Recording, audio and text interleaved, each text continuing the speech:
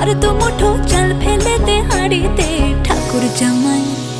ঠাকুর জামাই এলো বাড়িতে, ও ননদি ঠাকুর জামাই এলো বাড়িতে। বলি ও ননদি আর তো মুঠো চাল ফেলে দে হাড়িতে, ঠাকুর জামাই এলো বাড়িতে, ও ননদি ঠাকুর জামাই এলো বাড়িতে।